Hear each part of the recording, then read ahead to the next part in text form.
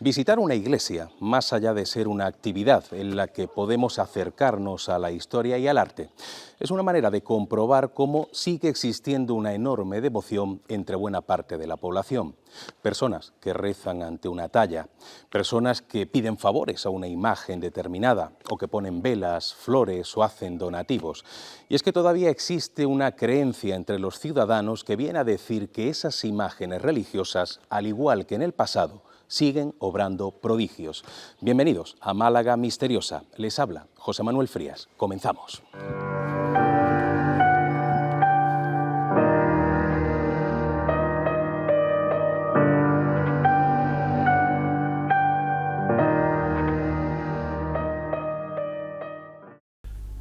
A muchos les asombra el enorme vínculo existente entre la Armada Española y la imagen de Nuestra Señora de la Soledad Coronada. Durante su procesión en Semana Santa no falta la presencia de marineros, y es que, como atestigua una vieja veleta sobre el templo del convento de Santo Domingo, en 1756 la Virgen obró un curioso prodigio. Tenemos aquí detrás un elemento curioso. Es una veleta con la forma de una fragata y siempre lo digo, ¿cuánta gente pasa por aquí a diario? Cientos de personas, miles de personas, y yo creo que casi ninguna sabe el significado de esa veleta, ¿no? Que nos hace viajar precisamente al siglo XVIII y que tiene como protagonista la Virgen Dolorosa. En este caso es la Virgen de la Soledad Coronada, pero dice las crónicas que era una originaria Virgen Dolorosa que vino de Antequera en el siglo XVIII, autor anónimo, pero que parece que protagoniza una historia curiosa relacionada con una fragata que estaba aquí en la bahía malagueña. ¿Qué es lo que ocurrió ese día para que realmente se haya colocado ahí ese elemento arquitectónico tan curioso? Pues mira que es una historia preciosa. El río Guadalmedina antiguamente se embocaba justo a donde está la altura del Puente del Carmen, sí, aproximadamente, formando un delta bastante ancho. Este trozo del Mediterráneo nosotros creemos que es muy tranquilo, pero cuando viene un temporal todos sabemos qué es lo que pasa. En aquel día, fatídico día, había un temporal impresionante, grandísimo, y venía una fragata de la Armada Española que quería amarrar en el puerto, pues para aprovisionarse. Era tan grande la tempestad, tan grande la tormenta, que el oleaje estaba haciendo que esta fragata pareciera una cáscara de nuez, que se iba a caer, se iba a quebrar. De hecho, los palos mayores estaban a punto de partirse y las velas tuvieron que arriarla porque iban a reventar. Claro, imagino el miedo, ¿no?, de aquellos hombres. Muchísimo miedo. Cuando estás a escasos metros de poder encerrarte, de poder atracar en el puerto de Málaga. Se tambaleaba tanto que los marinos pues empezaron a encomendarse, por Dios, que esto salve, que esto se pare, que tal. Y uno de ellos, me imagino que fue el que estaba vigilante en lo alto del Madero, o se bajaría, pero más cercano a la costa, más cercano a la desembocadura, al delta del río Guadalmedina, pues miró y vio una espadaña de una iglesia. Hay que tener en cuenta que en aquel siglo pues las casas eran muy bajitas, no había nada y esto estaba totalmente vacío. Claro, la arquitectura no tiene nada que ver con lo que estamos viendo hoy día. No, para nada. Aquí no había nada. Aquí lo más cercano que había era la parte del Perchel, pero la parte del Perchel, digamos, de San Andrés, la parte del antiguo El Bulto, porque se llama Perchel porque los pescadores ponían unas perchas para colgar el pescado para que se secara. ¿Qué ocurre? Aquí no había nada. Aquí lo único que existía era la iglesia de Santo Domingo, el convento de Santo Domingo. Y la espadaña era la torre, precisamente esta misma torre que estamos viendo ahora. Esto es lo que atisbaron desde lejos. Atisbaron esta torre junto con la espadaña que está detrás. La espadaña de la iglesia sobresalía. Y se encomendaron a la Virgen que estuviera aquí. Y en aquel entonces ocurrió algo. Y ocurrió que la tempestad se calmó de pronto. De pronto. Y dijeron que el momento que desembarcaran, venían directamente a encomendarse a la primera Virgen que vieran en esta iglesia. Entraron por la puerta principal y la primera Virgen que tú entras a mano derecha es la Virgen de la Soledad. Claro. ¿Qué ocurre? Que pidieron hacer una misa. Era Sábado Santo. No se podía. No se podía. El cura dijo que no, porque por ley eclesiástica el obispado y lo que es toda la diócesis, incluso desde el propio Vaticano, dijeron que los Sábados Santos no son días de precepto, con lo cual, pero fue tanto lo que se movió que a partir del año siguiente es el único sitio donde el Sábado Santo hay misa y dedicada a la Virgen de la Soledad. En aquel entonces, pues la Armada propuso que la Virgen de la Soledad fuera estuviera representada, fuera como copatrona de la Armada Española. Claro. Y en todos los barcos de la Armada Española hay un cuadro de la Virgen de la Soledad coronada, conocida como Virgen de la Soledad de Mena. Claro, con lo cual esa relación con la Armada ha sido muy fuerte y el poner la veleta es como una rememoración, ¿no?, de ese acontecimiento. Exactamente. ¿No? La Junta de Gobierno, pues para dar un homenaje a esa fragata, pues esa fragata es la que vemos en la espadaña de su capilla, porque esta es la capilla donde está ella. Y hay un dato a tener en cuenta: no solamente está la Virgen de la Soledad, muy relacionada con la Marina, sí, sino que está la Virgen del Rosario, que es la patrona de Santo Domingo, que también es patrona de la Marina. Claro. Sí me cuentan que durante las procesiones de Semana Santa siempre hay marineros, sí, porque bueno, esa vinculación es bastante importante, como hemos visto, ¿no? Esa misa que se hace el Sábado Santo, gracias a aquella bula de Benedicto XIV, ¿se sigue realizando todavía? Sí, se sigue realizando. Es la única que se hace el Sábado Santo, es la única. Se suelen quitar todos los bancos, o la gran mayoría de los bancos de la iglesia, para que entre la Armada directamente a desfilar delante de la Señora. Nuestra Señora del Traspaso y Soledad de Viñeros no es venerada únicamente por su belleza y por hacer compañía a la popular imagen de nuestro Padre Jesús Nazareno de Viñeros. Más allá de ello, hace algunos siglos se convirtió en protagonista de un hecho asombroso. Ante la absorta mirada del sacerdote titular, la figura llegó a elevar su voz en el silencio del templo. Bueno, Juan Antonio, estamos ante una imagen que además cambió de nombre, porque cuando nos hables de este acontecimiento milagroso tenía un nombre que era Nuestra Señora del Traspaso y Soledad, y luego asume el nombre de Nuestra Señora de la Soledad y Viñeros. Del Traspaso y Soledad de Viñeros. De Viñeros, ¿no? Pero es una historia muy, muy curiosa. Esta es una réplica, por supuesto, porque en la Guerra Civil y en la quema de iglesias del 31, como ya hemos dicho, desaparecieron muchas imágenes, pero sí se dice que incluso la originaria era muy hermosa, ¿no? Era una imagen muy bonita, ¿verdad? Era una imagen preciosa, y a los que somos percheleros, sí, pues nos llena mucho más, porque según mi amigo Alejandro Guerrero, que es muy de la estrella, y es verdad que se aprecia la estrella. Sí. Sí, muy bonita, desapareció desgraciadamente en el año 31, y esta es una batalla también de Paco Buiza, el mismo que hizo el Cristo, ¿no? Es una imagen bellísima, claro, bellísima también, pero no es la que había entonces. Y aquella antigua, en el convento de la Merced, antes de vincularse a la Hermandad de Viñeros, sí, pues rendía culto en una capillita más bien como oculta en el convento de la Merced. En aquel entonces había muchísimas hermandades, casi todas las hermandades estaban allí. Viñeros era una de las grandes, con el Cristo de la Sangre, pero ella era una virgen que estaba ahí oculta. Prácticamente pasaba casi desapercibida. De manera discreta, no era conocida. No era conocida. Sí era conocida Virgen del Sangre, pero no era como el Cristo, por ejemplo, ¿no?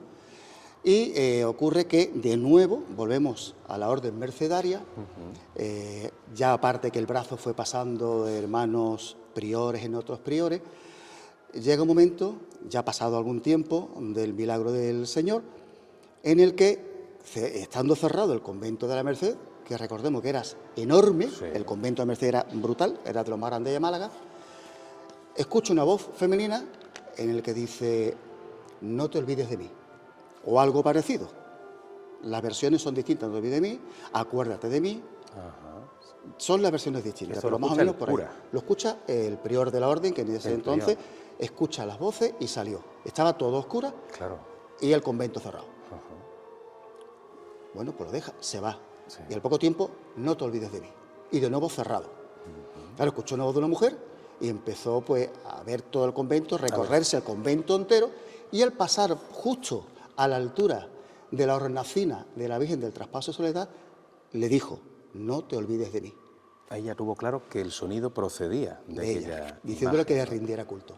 Y a raíz de entonces pues ya tuvo ese culto, y ya más adelante pues fue ya cuando se fusionó con el Señor de Viñeros y formaron la actual hermandad de nuestro Padre Jesús de Viñeros y María Santísima del Traspaso. Incluso se fusionan dos imágenes que han obrado las dos por separado. Dos milagros distintos. Dos prodigios muy llamativos. Volvemos a lo de siempre, los milagros del 18. Cierto. Y hemos hablado varias veces de esa iglesia de la Merced, que fue destruida, ese convento, iglesia, que también ha sido una iglesia con muchísima historia, pero desaparece la quema de iglesias del 31, ¿puede ser? Sí, ¿O hablamos? En el 31 y fue incendiada, ¿verdad?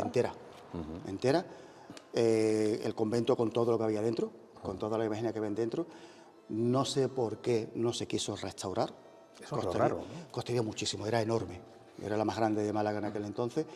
Hay unas fotos interiores y era altísima, era preciosa. Fíjate hasta qué punto era tan grande que por la puerta principal, con escalinata y todo, salía el Cristo de la Sangre con la cruz, ¿no?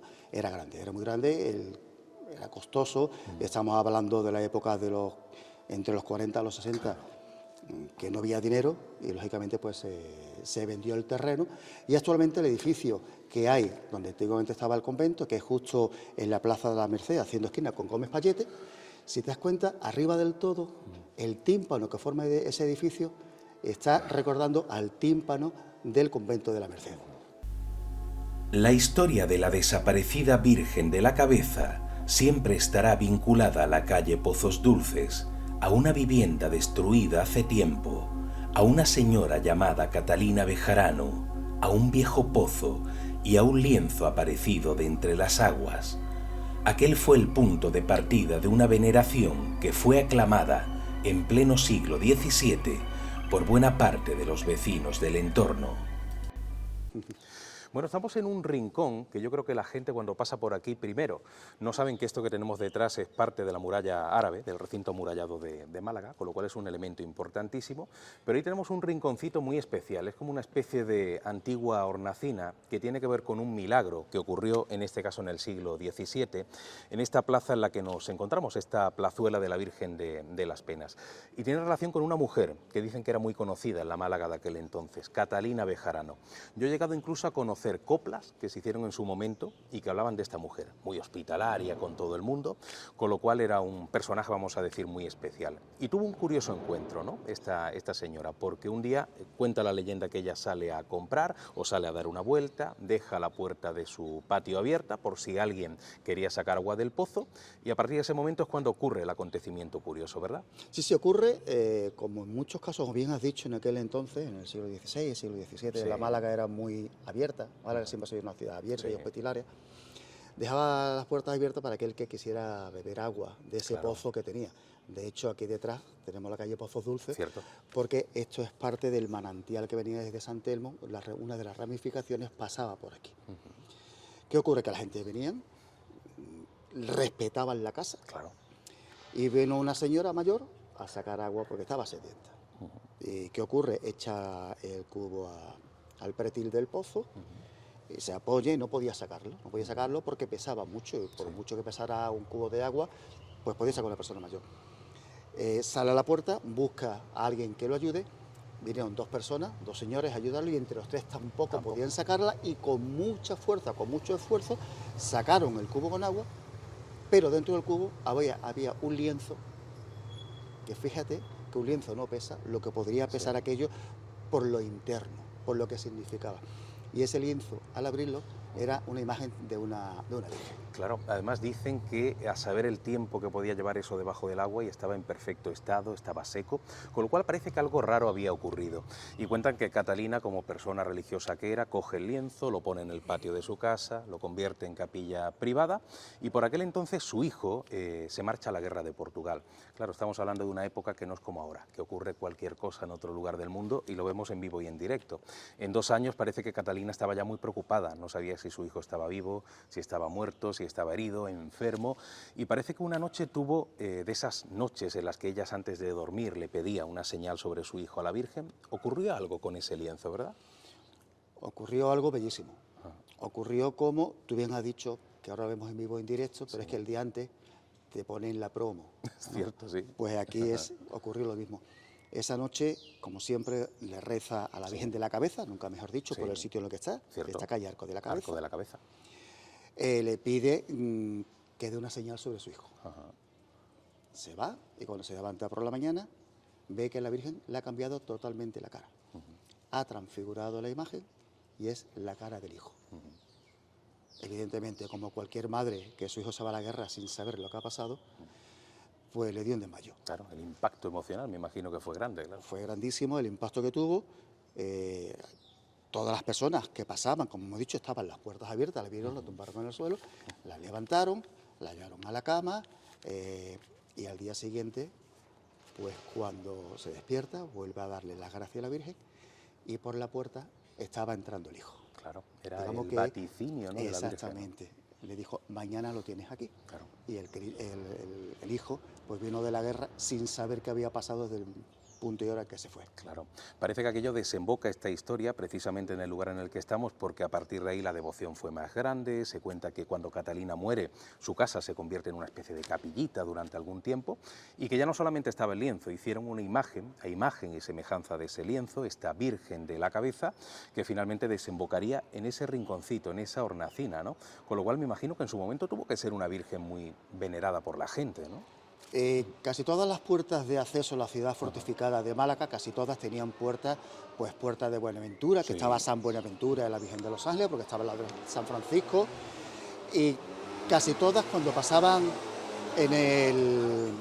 por un sitio que hay una hornacina, han habido muchas en Málaga, siguen habiendo algunas, pues se presinaban y tenían cierta devoción, le ponían su desvoto, le ponían sus promesas, y esta puede ser otra, pero guardando este lienzo antiguo de la muralla de Málaga, como está muy bien cuidado, gracias a Dios se ha cuidado bastante bien, estando ese lienzo, este lienzo con esa pequeña hornacina y justo al lado una de las puertas de acceso al recinto amurallado, no me extrañaría nada de que esa pequeña hornacina fuera la que tuviera la imagen de la Virgen de la Cabeza. Aunque pudiera parecer una simple anécdota sin más implicaciones, la aparición de una paloma en 1925 provocó que la originaria Virgen de los Dolores pasara a llamarse María Santísima de la Paloma, o, como es más conocida entre los malagueños, Virgen de la Paloma. Una historia ya olvidada que, por suerte, ha quedado impresa en las viejas crónicas.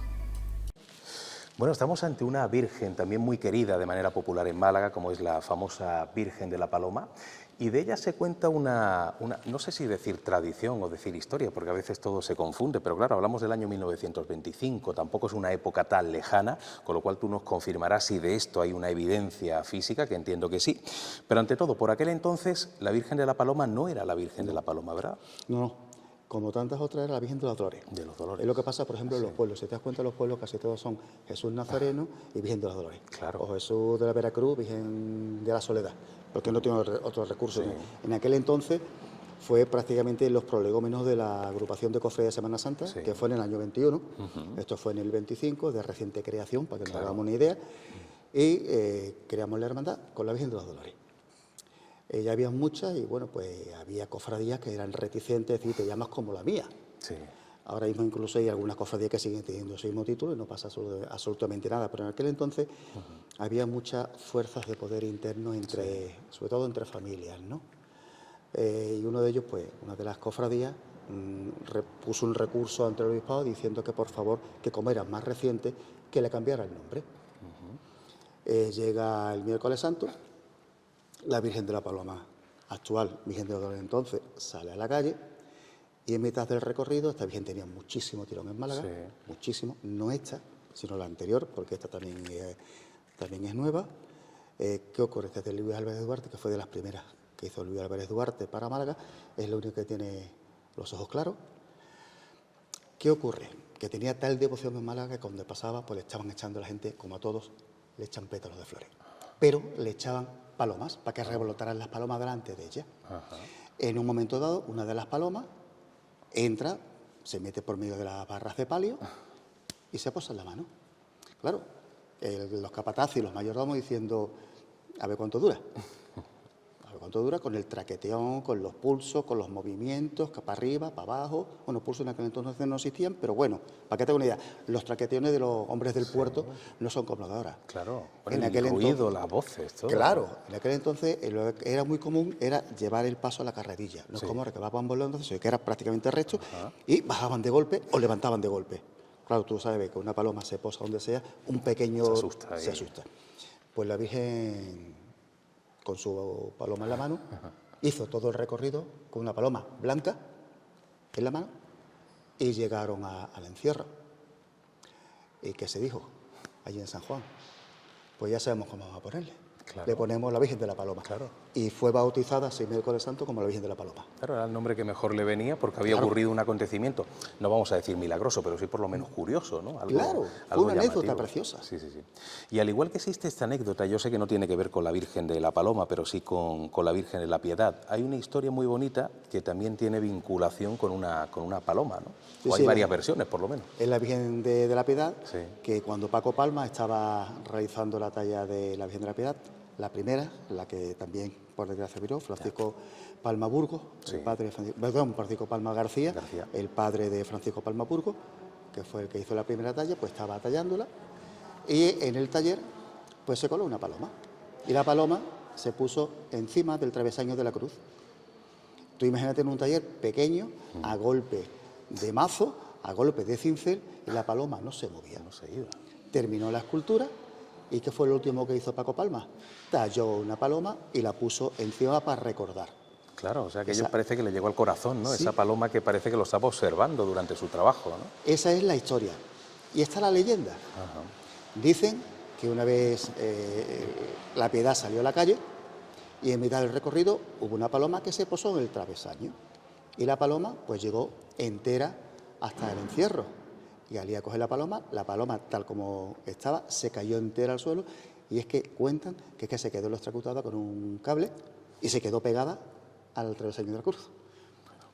Una versión un poquito más tétrica. Una versión más tétrica, un poco popular, pero yo creo que la de Paco Palma es la verdadera. Con lo cual tiene mucha relación con la Virgen de los Ojos Verdes y la paloma en la mano. San Ciriaco y Santa Paula, aquella pareja de cristianos que fue lapidada a principios del siglo IV, se han convertido en los patronos de Málaga tras su martirio a manos de las legiones romanas.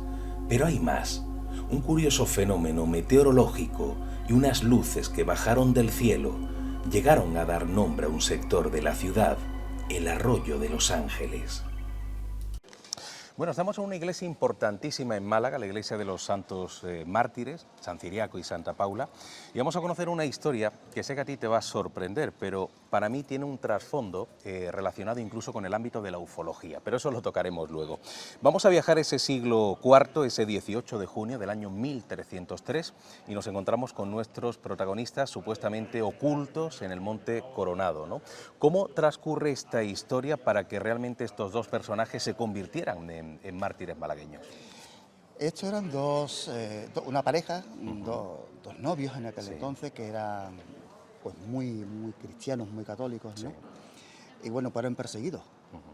Y fueron perseguidos, fueron justiciados, y cuenta la leyenda de que a los pies del río Guadalmedina, pues lo mataron. Lo amarraron a unos árboles, a unos olivos, dicen. Otros dicen que eran unos árboles pequeños, unos madroñales, y lo asesinaron, lo ajusticiaron. Claro, que además dicen que fueron ajusticiados de una manera que lamentablemente todavía en algún rinconcito del planeta se sigue practicando, que es la lapidación, ¿no? Morir apedreados, que tiene que ser una cosa terrible.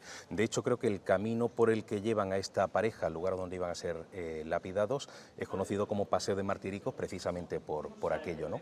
¿Qué sigue ocurriendo con aquellos dos personajes para que se convirtieran, como digo, en parte fundamental de la historia religiosa de Málaga? Pues fíjate, lo apedrearon, lo martirizaron, nunca mejor dicho, y pues fallecieron. Y para que no tuviera seguidores, para que no se convirtieran precisamente, fíjate por dónde, para que no se convirtieran en mártires, pues quisieron quemarlo en una pira. Claro, era una manera de hacer desaparecer cualquier tipo de rastro, ¿no? Convertirlos en ceniza. Totalmente.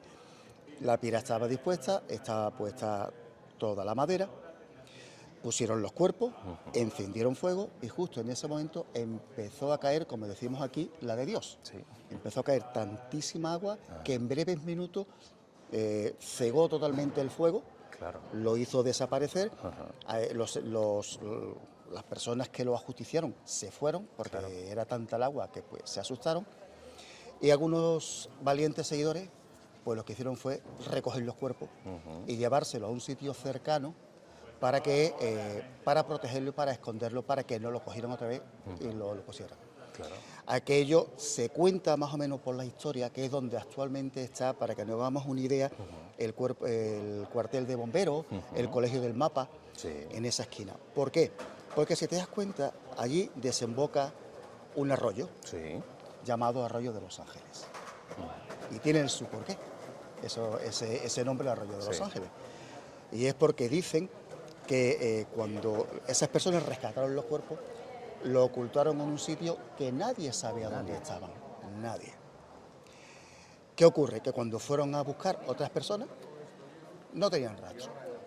Y de pronto hubo una señal, para que nos hagamos una idea, una especie de fuego fatuo, Sí. como pasó con Santiago de Compostela. Igual. Hubo un rayo en el que dijeron dónde estaban los cuerpos. Claro. Por eso esa parte se llama Arroyo de los Ángeles, porque decían que esos dos rayos, esas luces que vieron, eran los dos ángeles que estaban señalados donde estaban enterrados. Claro, en aquella época todo lo que bajara del cielo, la luz que fuera, era considerado como una señal de Dios. Y más que se había producido en otros lugares eso de supuestas señales de Dios que identificaban lugares donde estaban enterrados santos mártires del cristianismo. Pero es curioso cómo incluso, y esto me llama mucho la atención, el ayuntamiento en siglos anteriores se ha gastado dinero en intentar localizar los cuerpos. Y hablamos de la ermita de Martiricos, hablamos del convento de Los Ángeles, o sea, se ha intentado localizar en muchos lugares de ese entorno del que tú antes nos hablabas, ¿no? Sí, sí, incluso hasta la propia calle Carril, que está un poco Calle retirado. Carril, cierto. También empezaron a ahondar y encontraron agua. Sí. El antiguo ermita de Los Ángeles es donde está actualmente la Alcubilla, más o menos aproximadamente la Alcubilla, el Colegio San José de la Montaña, esa zona que era la desembocadura del arroyo al río Guadalmedina, que es donde lo lapidaron, dicen que lo lapidaron. Otros dicen que fue a la altura del barrio de La Roca, también pegando al río Guadalmedina. Y después la leyenda cuenta, y hay un escrito, hay un documento, y además tallado en piedra, donde se supone que están enterrados los santos Ciriaco Paula, los que a la postre fueron patronos de Málaga, que hasta entonces no eran, sino que en aquel entonces estaba la Virgen de la Victoria y San Luis, ya te lo diré, Sí, San Luis de Tolosa. de Tolosa, ¿no? San Luis de Tolosa. Eran los patronos. Y el ayuntamiento, el obispado, el plan eclesiástico dijeron que fueran ellos. Y dicen, está esculpido, como digo, en la cruz que está a la entrada del convento de Nuestra Señora de los Ángeles, antiguo convento franciscano. La historia cuenta de que esa cruz que está a la entrada antiguamente no estaba posicionada ahí. Estaba la parte trasera en el huerto que antiguamente estaba la capilla de San Pedro y San Pablo. Claro. Esa cruz era muy alta y al final, en el estípite que había arriba, habían unas luces, unas lámparas que se encendían para que los peregrinos lo vieran, y arriba del todo había un capitel con las imágenes de San Ciriaco y Santa Paula. Y debajo sí sigue esa piedra tallada de los siglos XVI, finales del XVI, principios del XVII, en el que dicen que los restos están enterrados ahí y están en letras romanas tallados, y hay un documento que así lo certifica. Sin duda, seamos creyentes o no, una vez que conocemos estas apasionantes crónicas de milagros religiosos, si visitamos una iglesia, vamos a contemplarla con otros ojos. Ahora bien, si realmente esas imágenes obraron los prodigios que cuentan las crónicas, o si es solamente producto de la imaginación, eso es algo que solamente tú puedes valorar. Nos vemos en una próxima edición de Málaga Misteriosa. Un fuerte abrazo, amigos.